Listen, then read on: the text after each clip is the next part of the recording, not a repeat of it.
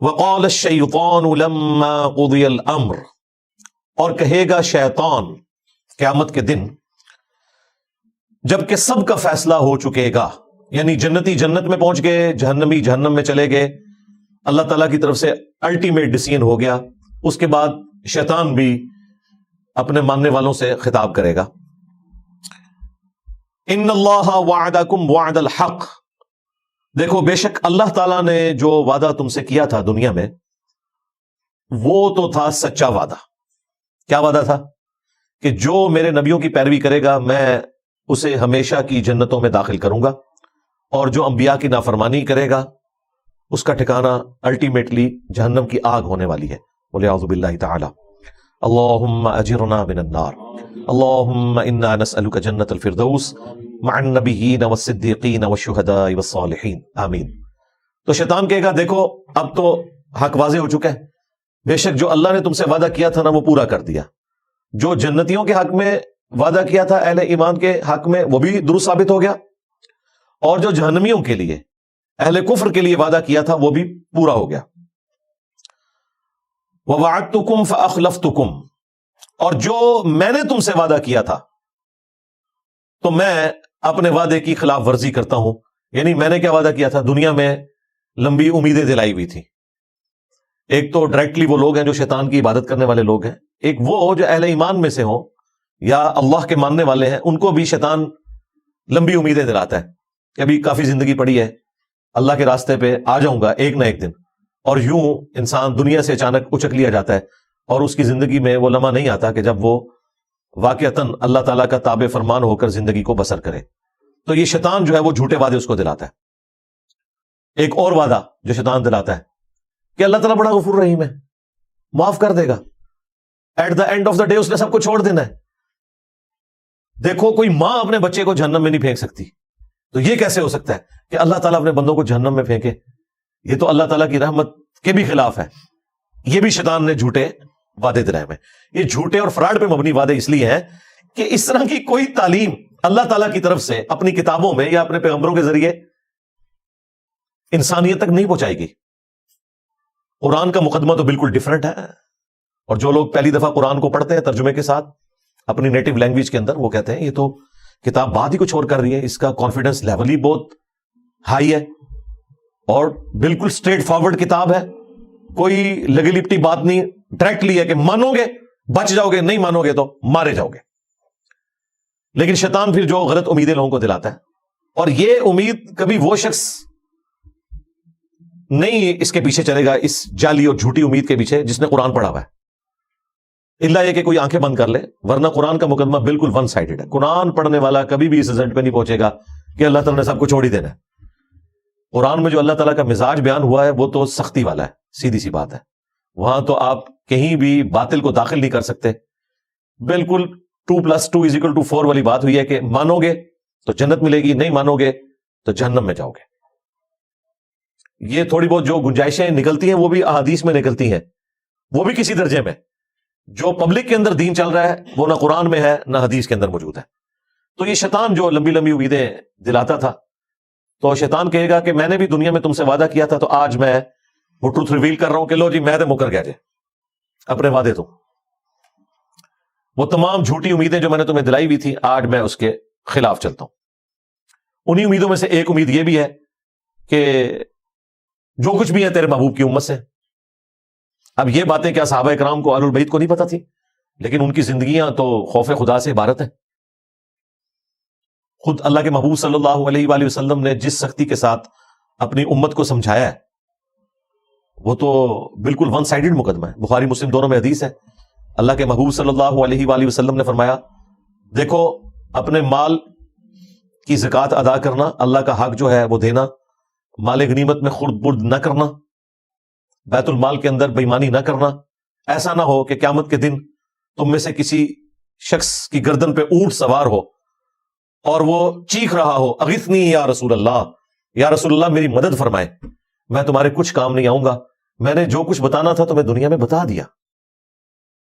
ایسا نہ ہو کہ کسی شخص کی گردن پہ اس کی گائے سوار ہو جس کی اس نے زکوٰۃ ادا نہیں کی، اور وہ چیخ کے کہہ رہا ہو اغثنی یا رسول اللہ، یا رسول اللہ میری مدد کیجئے، میں تمہارے کچھ کام نہیں آؤں گا، میں نے دنیا میں جو تمہیں بتانا تھا بتا دیا۔ پھر نبی اسلام نے مختلف چیزیں گنوائی، کسی کی گردن پہ بکری سوار ہو۔ آپ حیران ہوں گے، جب ہم میٹرک میں پڑھتے تھے تو ہم نے یہ بیج لگایا ہوتا تھا، اغثنی یا رسول اللہ، یا رسول اللہ میری مدد فرمائے۔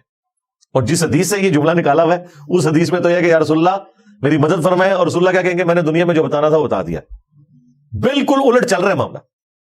پھر بخاری مسلم میں وہ مشہور زمانہ حدیث، جب اللہ تعالیٰ نے قرآن میں سورہ شعراء میں فرمایا نا کہ اپنے قریبی رشتہ داروں کو ڈر سناؤ، تو نبی اسلام نے ایک ایک رشتہ دار کو بلایا، اے نبی کے چچا عباس، میرے مال سے جو لینا ہے لے لے، اگر اللہ کے حضور پکڑا گیا تو میں تیرے کچھ کام نہیں آؤں گا۔ اے نبی کی پھوپھی صفیہ، میرے مال سے جو لینا ہے وہ لے لے، اگر اللہ کے حضور تو پکڑی گئی تو وہاں میں تیرے کچھ کام نہیں آؤں گا۔ اے نبی کی بیٹی فاطمہ، میرے مال سے جو لینا ہے وہ لے لے، یعنی دنیا میں اس کا مالک ہوں، لیکن اگر اللہ کے حضور تو پکڑی گئی تو میں تیرے کچھ کام نہیں آؤں گا۔ حالانکہ سیدہ فاطمہ ڈیفینیٹلی جنتی عورتوں کی سردار ہیں۔ بیسیکلی ان کو سینٹرڈ کر کے ہمیں بتایا جا رہا تھا کہ اگر کوئی فراڈیا آپ کو یہ کہے کہ میرے سلسلے میں بیعت ہو جاؤ، میں تمہیں جنت میں اپنے ساتھ لے کے جاؤں گا، تو آپ نے سمجھ لینا ہے کہ ایک کہانی ہے۔ بالکل، اس لیے نبی اسلام نے یہ بتایا۔ پھر صحیح مسلم میں حدیث ہے، جسے اس کے عمل نے پیچھے چھوڑ دیا اس کا نسب اسے آگے نہیں لے کے جا سکتا۔ ہاں، اگر جس کے اعمال درست ہے پھر اسے فائدہ ہو سکتا ہے نسبت کا۔ پھر حسن و حسین ہی جنتی نوجوانوں کے سردار ہے، نبی اسلام کی بیٹی ہی جنتی عورتوں کی سردار ہے، لیکن یہ صرف نسبت کی وجہ سے نہیں ہے، اعمال بھی ایسے۔ دوسری طرف حضرت نوح علیہ السلام کا بیٹا، نسبت کوئی کام نہیں آئی کیونکہ اس کے عمل نے اس کو پیچھے چھوڑ دیا۔ تو شیطان قیامت کے دن اعلان کر دے گا، جو میں نے دنیا میں تم سے وعدہ کیا تھا نا، میں تو آج اعلان برات کر رہا ہوں تم سے، یعنی دیکھیں اینڈ ٹائم پہ آگے وہ دھوکہ دے جائے گا۔ ہمیں تو ویسے دنیا میں ہی پتا ہے، اور یہ اللہ تعالیٰ کی شفقت ہے کہ اس نے اس دنیا میں آخرت کی فلم چلا دی ہے۔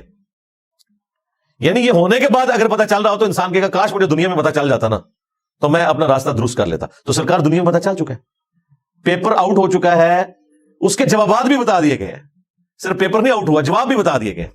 اب کوئی شخص خود ہی بدبخت ہے کہ وہ پیغمبروں کا راستہ چھوڑ دے اور شیطان کے راستے کے اوپر چلے۔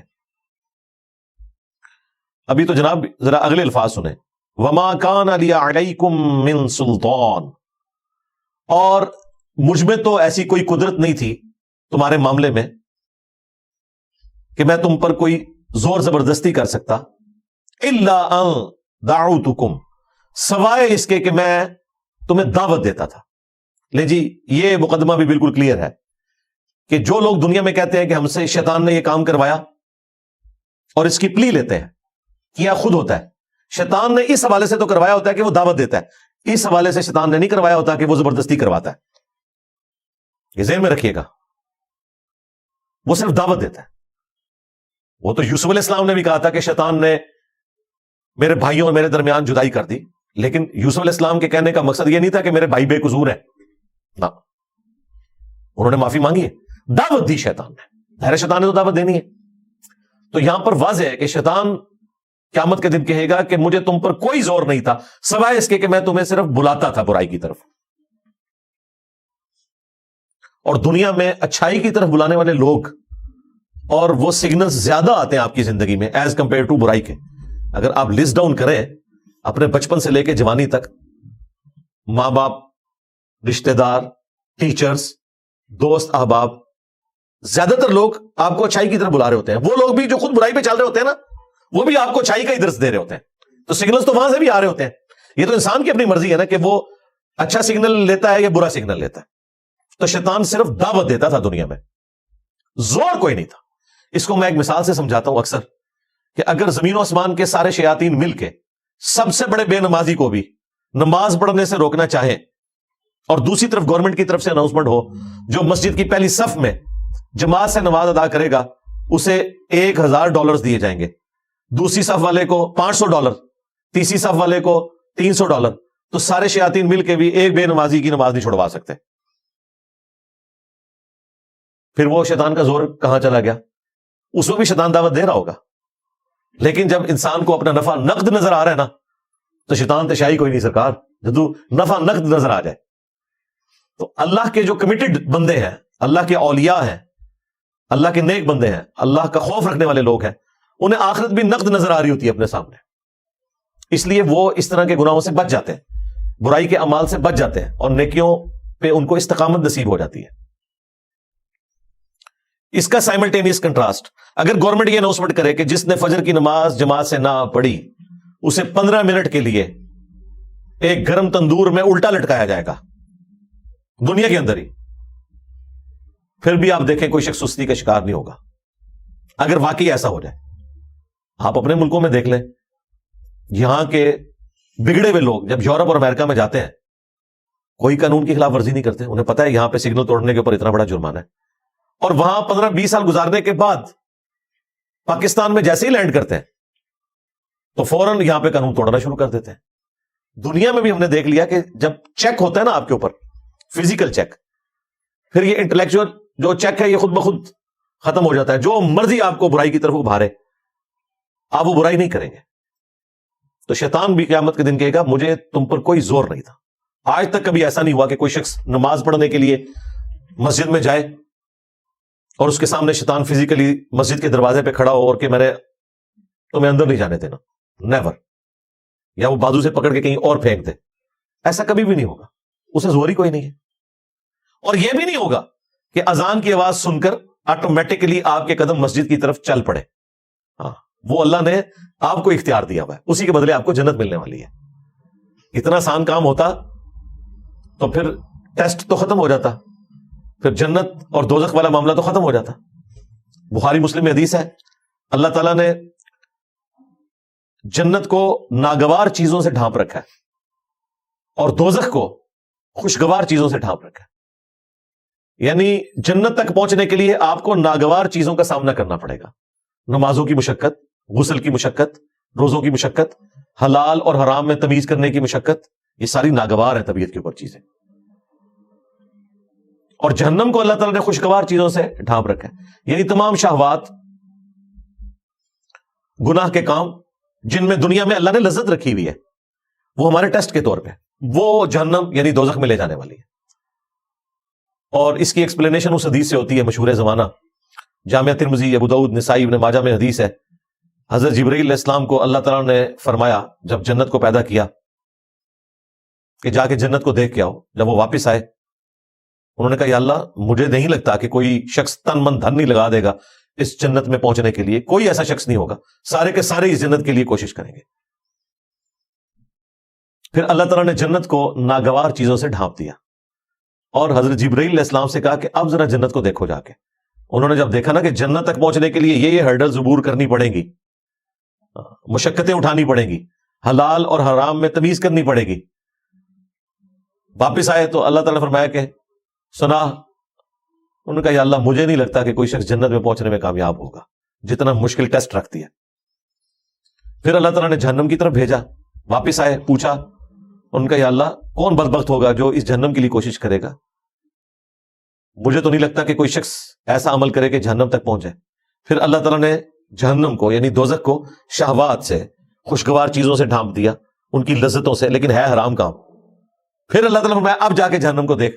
جب دیکھا انہوں نے کہا کہ مجھے نہیں لگتا کہ کوئی شخص بچ سکے گا, کسی نہ کسی طریقے سے پہنچ جائے گا اس جہنم کے اندر. تو یہ بڑا سینسٹیو مسئلہ ہے. شیطان قیامت کے دن کہے گا کہ میرا کوئی زور نہیں سوائے اس کے کہ میں نے تمہیں دعوت دی تھی, فاستجبتم لی, پس تم نے میری دعوت قبول کر لی. یعنی دعوت مؤذن بھی دے رہا تھا اذان کے ذریعے مسجد میں, اور دل سے بھی سگنل آ رہے تھے. انسان کی اپنی انسٹنکٹ کے اندر موجود ہے, جھوٹ بولنا برا ہے, سچ بولنا اچھا ہے, یہ ہر انسان کو پتا ہے. کسی کو دھوکہ دینا برا ہے, کسی کے ساتھ خیر خواہی کرنا اچھا ہے. تو ہماری انسٹنکٹ کے اندر اللہ تعالیٰ نے اچھائی اور برائی کی تمیز رکھ دی ہے. فَأَلْهَمَهَا فُجُورَهَا وَتَقْوَاهَا. یہ جو قرآن کی تعلیمات ہیں, انبیاء اکرام کی جو وحی ہے, یہ تو نور علی نور ہے. آلریڈی ہماری انسٹنکٹ کے اندر نور موجود ہے اچھائی اور برائی میں تمیز کرنے کا. انبیاء کی دعوت کے بغیر بھی موجود ہے, لیکن یہ انبیاء کی دعوت کے ذریعے اللہ تعالیٰ نے حجت تمام کی ہے کہ کوئی شخص قیامت کے دن, سورہ النساء میں آتا ہے نا کہ ہم نے رسولوں کو, انبیاء کو اس لیے بھیجا کہ اللہ کے خلاف کوئی حجت نہ قائم کر سکے. رسولوں کے آنے کے بعد کوئی بالکل ہی گیا گزرا آدمی تھا, ہٹ دھرمی پہ اڑا ہوا تھا, اس کے لیے بھی حجت تمام ہو جائے کہ مجھے بتا دیا گیا تھا دنیا میں, تو میں نے تو صرف تمہیں دعوت دی تھی اور تم نے وہ میری دعوت قبول کر لی. فلا تلومونی، تو آج کے دن مجھے ملامت مت کرو، مجھے برا نہ کہو. ہاں، شیطان کہہ رہے ہیں میرے خلاف بھی کلپ نہیں ریکارڈ کرانا. کلپ ریکارڈ کروانا ہے تو وَلُومُوا أَنفُسَكُمْ، اپنے آپ کو ملامت کرو. وہ پنجابی میں محاورتاً بولا جاتا ہے نا، منو نہ پیٹ، اپنی جان نو پیٹ. آج مجھے ملامت نہ کرو، اپنی جان کو ملامت کرو. ما انا بمصرخکم، میں آج کے دن تمہاری کوئی فریاد نہیں سن سکتا، کوئی مشکل کشائی تمہارے ساتھ نہیں کر سکتا. وما انتم بمصرخی، اور نہ تم کوئی میری مدد کر سکتے ہو. دیکھ لیں، بالکل اس نے سب کچھ چھوڑ دیا. اگر کوئی امید بھی تھی کسی شیطان کے اوپر تو وہ بھی ختم ہو گئی. یہ شیطان وہ بڑا شیطان بھی ہوگا اور اس کے جتنے چیلے ہیں وہ بھی شیاطین. ان بزرگوں کے بارے میں بھی آیا ہوا ہے سورۃ الاعراف کے اندر کہ جب کبھی بھی کوئی امت جہنم میں داخل کی جائے گی تو وہ اپنے بزرگوں کے اوپر لعنت بھیجے گی اور کہے گی اے اللہ ہمارے بزرگوں کو ڈبل عذاب دے کہ ان کی وجہ سے ہم گمراہ ہوئے. اللہ تعالیٰ فرمائے گا تم دونوں کے لیے ڈبل عذاب ہے. اور جب وہ جہنم میں پہنچیں گے تو ان کے پھر بزرگ کہیں گے ہاں بھائی کوئی فائدہ تو نہیں ہوا، دیکھو تمہارے لیے بھی ڈبل عذاب ہے. سورۃ الاحزاب میں بھی آیا اینڈ پہ جا کے، کیونکہ ہر آنے والا اپنے بعد آنے والے کے لیے تو بزرگ ہی ہے نا، اس کے لیے وہ غلط لیگیسی چھوڑ کے جا رہے ہیں نا. انی کفرت بما اشرکتمونی، بے شک میں کفر کرتا ہوں، اس معاملے میں انکار کرتا ہوں جو تم میرے ساتھ شریک ٹھہرایا کرتے تھے من قبل، آج سے پہلے. یعنی میں اس کا بھی انکار کرتا ہوں. تم نے اپنا بیڑا غرق خود کیا. اگر تم نے مجھے شریک ٹھہرایا اللہ کے مقابلے پہ، اپنی نفسانی خواہشات کو شریک ٹھہرایا، تو میں اس سے بھی انکاری ہوں. میرا کوئی لینا دینا نہیں، میں نے تو صرف دعوت دی تھی، برائی پہ تم خود چلے. اگر تم نے اللہ کے مقابلے پہ مجھے کھڑا کیا تو مجرم تم ہو. میں اعلان برات کرتا ہوں. ان الظالمین لہم عذاب علیم، بے شک جو ظالم ہے ان کے لیے دردناک عذاب ہے. اللہم اجرنا من النار. دیکھ لیں جی، جن پہ تکیہ تھا وہی پتے ہوا دینے لگے. شیطان کے اوپر تکیہ کر کے بیٹھے ہوئے تھے، شیطان کے ایجنٹوں کے اوپر تکیہ کر کے بیٹھے ہوئے تھے، جن بزرگوں کے اوپر تکیہ کر کے بیٹھے ہوئے تھے وہ تو خود جہنم میں پہنچ گئے. تو ادھر جا کے تو اللہ ہی کی بادشاہت ہے. دنیا میں بھی اللہ کی بادشاہت ہے، لیکن دنیا میں اللہ تعالیٰ نے کھلی چھٹی دی ہوئی ہے. آخرت میں اللہ تعالیٰ نے چھٹی نہیں رکھی، پھر وہ تو ہار اور جیت کے فیصلے کا دن ہے، یوم التغابن ہے. یہ جو سورہ ابراہیم کی آیت نمبر 22، یہ آلموسٹ میں نے آدھا گھنٹہ اس کے اوپر گفتگو کی ہے، صرف اس لیے کہ یہ قرآن حکیم میں اہم ترین مقام ہے. شیطان کے حوالے سے جو مارکیٹ کے اندر عقائد اور نظریات پھیلے ہوئے ہیں نا، ایک آیت ان تمام عقائد اور نظریات کو غلط ثابت کر دیتی ہے. اکثر لوگ اپنے گناہوں کا، اپنے جرائم کا وبال شیطان کے اوپر ڈالتے ہیں. یہاں اللہ تعالیٰ نے الٹیمیٹلی شیطان نے جو ٹروتھ ریویل کرنا ہے قیامت کے دن وہ دنیا میں بتا دیا ہے. اس کے باوجود اگر کوئی شخص اپنی برائی کو شیطان کے اوپر ڈالتا ہے تو وہ اپنے آپ کو دھوکہ دے رہا ہے. اس اعتبار سے تو ڈالا جا سکتا ہے کہ وہ برائی کی طرف بلانے والا ہے، وہ تو شیطان بھی ہے، ہمارا نفس بھی ہے، لیکن وہ اللہ تعالیٰ نے بیلنس کیا ہے. صحیح مسلم میں حدیث ہے کہ ہر شخص کے ساتھ اللہ تعالیٰ نے ایک فرشتہ اور ایک شیطان، جن اٹیچ کیا ہوا ہے. فرشتہ اسے اچھائی کی طرف بلاتا ہے اور شیطان یعنی جن وہ برائی کی طرف بلاتا ہے. تو اللہ نے بیلنس کیا ہوا ہے. دعوت دونوں طرف سے آ رہی ہے. آپ کوئی اچھائی کا کام کریں، اندر سے آپ کو تھپکی ملتی ہے کہ بڑا اچھا کام کیا، اگرچہ آپ کو اس کے لیے مشقت بھی اٹھانی پڑے، لیکن دل سکون پکڑتا ہے کہ یار نہیں یہی کرنا چاہیے تھا. خیر ہے، اللہ تعالیٰ اجر دینے والا ہے. یہ فرشتے کے ذریعے تھپکی ملتی ہے. اور اگر برائی کا کام ہو جائے تو دل جو ملامت کرتا ہے کہ غلط کام کیا، ایسا نہیں کرنا چاہیے تھا، تو فرشتہ اللہ نے ساتھ اٹیچ کیا ہوا ہے. اسی صحیح مسلم کی حدیث میں جب ایک صحابی نے جرت کر کے پوچھا یا رسول اللہ آپ کے ساتھ بھی شیطان اٹیچ ہے؟ آپ نے فرمایا ہاں میرے ساتھ بھی شیطان اٹیچ تھا، لیکن اللہ نے اسے میرا مطیع کر دیا، وہ مجھے اب نیکی کی طرف ہی بلاتا ہے. یعنی نبی علیہ السلام کے ساتھ جو شیطان اٹیچ تھا وہ مسلمان ہو گیا. اور یہ اللہ تعالیٰ کا ایک خاص کرم، چونکہ انبیاء اکرام اللہ تعالیٰ کے مخلص بندے ہیں، چنے ہوئے بندے، ان کو اللہ تعالیٰ بچا لیتا ہے. ایک لفظ ہے مخلص. مخلص کہتے ہیں اخلاص، کمٹمنٹ شو کرنے والا. مخلص جسے اللہ اپنے لیے خالص کر لے، وہ صرف انبیاء اکرام ہوتے ہیں علیہ السلام.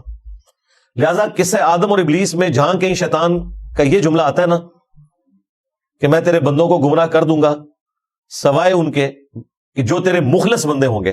وہاں مخلص بندوں سے مراد صرف انبیاء ہے. انبیاء کے بعد کوئی بھی مخلص نہیں ہے, سب کے سب مخلص ہیں. انہوں نے اپنی محنت سے ہی بچنا ہے. لیکن انبیاء کے کیس میں اللہ تعالیٰ کی رحمت, اس کی اسپیشل پروٹیکشن, وہ انہیں برائی سے بچا لیتی ہے. اس طرح کی پروٹیکشن عام بندوں کے کیس میں بھی کبھی کبھار اللہ تعالیٰ چاہے تو فرما سکتا ہے, لیکن اللہ کا کوئی وعدہ نہیں ہے کہ ضرور ایسا کرے گا. وہ خود ہی اس نے بچنا ہے تو بچنا ہے, اور اسی میں اس کے لیے انعام ہے. حضرت یوسف علیہ السلام کے بارے میں قرآن میں آیا نا کہ اس عورت نے یوسف کا قصد کیا. یوسف بھی قصد کر لیتا اگر اپنے رب کی برہان دلیل نہ دیکھتا. یعنی اللہ تعالیٰ نے کلیئر کر دیا کہ یوسف علیہ السلام کو ہم نے بچایا, اور پھر اس کے ساتھ آیا کہ بے شک ہمارے وہ مخلص بندوں میں سے تھے, ہم نے ان کو اپنے لیے خالص کر لیا تھا. اللہ نے انبیاء کو اپنے لیے خالص کر لیا.